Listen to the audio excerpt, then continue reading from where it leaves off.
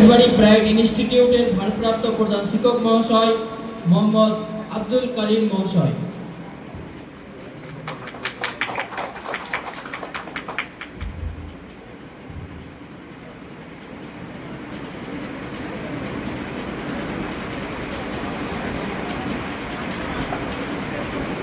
আসসালামু আলাইকুম।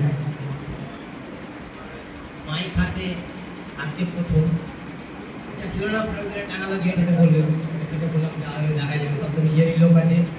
সকালে তো মোটামুটি একটা পরিচয় হয়ে গেছে। মূল বিষয়বস্তু আমার যেটা, ছাত্র শিক্ষক সম্পর্কটা কিরকম হওয়া উচিত। ছাত্র শিক্ষক সম্পর্কের বিষয়ের দিকে যাওয়ার আগে আমরা যারা গয়েশবাড়ি স্কুলের স্টাফ আছি, গয়েশবাড়ি স্কুল থেকে বেরোনোর সময় মেন গেটে একটা ব্যানার লাগানো আছে। কি লাগানো আছে, কি লেখা আছে ওটা আমি পড়ছি।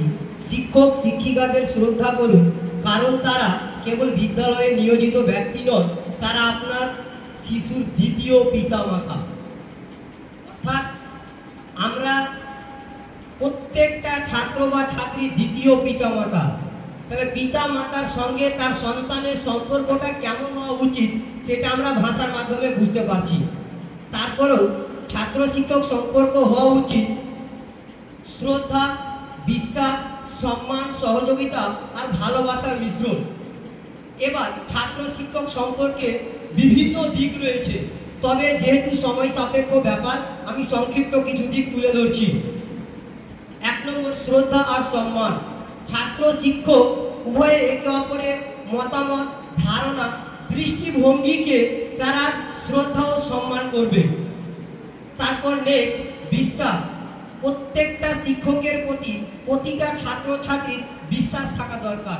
অপরদিকে প্রত্যেকটা ছাত্র ছাত্রী যেন প্রত্যেকটা শিক্ষককে বিশ্বাস রাখতে পারে, সেই আস্থাটুকু প্রত্যেকটা শিক্ষকের মধ্যে গড়ে তুলতে হবে। নেক্সট আমি আসছি কোঅপারেশন, সহযোগিতা। ছাত্র শিক্ষক উভয় একে অপরের সাথে সহযোগিতা করবে এবং শেখার প্রক্রিয়াটাকে আরো উজ্জ্বল করে তুলবে। নেক্সট, ভালোবাসা। শিক্ষকের উচিত ছাত্রদের ভালোবাসার মতো যত্ন নেওয়া এবং তাদের ভবিষ্যতের জন্য ভালো কিছু করার চেষ্টা করা। তারপরে পরে আমরা চলে আসবো স্পষ্ট যোগাযোগ। ছাত্র শিক্ষক উভয়কে একে অপরের সাথে স্পষ্টভাবে এবং খোলাখুলিভাবে যোগাযোগ করতে উৎসাহিত করা উচিত। এবার যে পয়েন্টটা আমি বলবো সেটা একদম মোস্ট ইম্পর্টেন্ট। একটু আগে নাজিমদা বলে গেলে যে শিক্ষকদের পোশাক কিরকম হওয়া উচিত। বললেন যে শিক্ষকের পোশাক যেন ফ্যাশনেবল বা অ্যাট্রাকটিভ যেন না হয়, কারণ প্রত্যেকটা টিচার স্টুডেন্টের কাছে রোল মডেল। ছাত্রছাত্রী স্টুডেন্টকে কি করবে, ফলো করবে। কিন্তু যেহেতু আমার ওখানে তো 10 পর্যন্ত আছে, একটা ক্লাস 9-এর মেয়ের এই এটা জেনারেশনে বিয়ে হচ্ছে। এবার একটা টিচার দেখা গেল এমন একটা টি শার্ট পরে স্কুলে এসছে, চুলের ডিজাইনটা এমন আছে রোনাল্ডোর মতো, বিরাট কোহলির মতো, তাহলে ক্লাস 9 বা 10-এর মেয়েরা তো অটোমেটিক অ্যাট্রাকটিভ হবে। এবার আমরা টিচার হিসেবে কি করছি, নিজের যে একটা বাউন্ডারি লাইন আছে সেই বাউন্ডারি লাইনটা আমরা ভুলে ফেলছি। এবার মনের মধ্যে একটা লাড্ডু ফুটছে।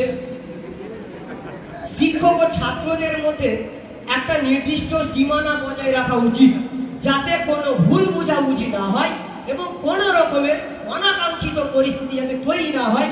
অ্যাজ এ টিচার এটা আমাদেরকে সবসময় মাথাতে রাখতে হবে। শিক্ষক নামক পেশার প্রতি শ্রদ্ধা রেখে আমি একথা বলতে অস্বীকার করতে পারছি না যে ছাত্র শিক্ষক সম্পর্ক যদি ভালো হয় তাহলে ছাত্ররা শিক্ষকের প্রতি শ্রদ্ধাশীল হবে, তাদের মধ্যে ভালো শিক্ষা গ্রহণ করার আগ্রহ তৈরি হবে এবং তারা ভবিষ্যতে ভালো মানুষ হিসেবে সমাজে অবদান রাখতে পারবে। বক্তব্যের মাধ্যমে যদি ভাষাগত কোনো ত্রুটি মনে হয় আপনাদের, নিজের মনে করে ক্ষমা করে দিবেন। তবে আমি বক্তব্য শেষ করার আগে একটা জিনিস বলবো।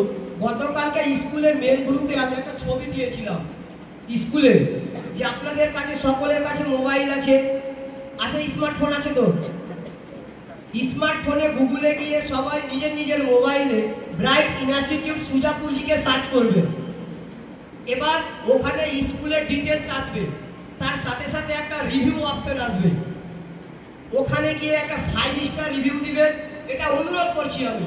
তার সাথে একটা পজিটিভ কমেন্ট করবেন, কারণ আমরা একটা অনলাইনে প্রোডাক্ট কেনার সময় কি করি, ওই জিনিসটার রেটিং চেক করি যে ঠিকঠাক আছে কিনা, রিভিউ চেক করি। তো একটা স্কুলের রেটিং অনেকটাই ডিপেন্ড করে ওই স্কুলের ডিসিপ্লিন, আরো অনেক কিছু আছে। এ বলে আমি আমার বক্তব্য শেষ করছি। অসংখ্য ধন্যবাদ স্যারের প্রতি। তবে মনেই হলো না যে প্রথম বক্তব্য দিচ্ছেন মাইকে।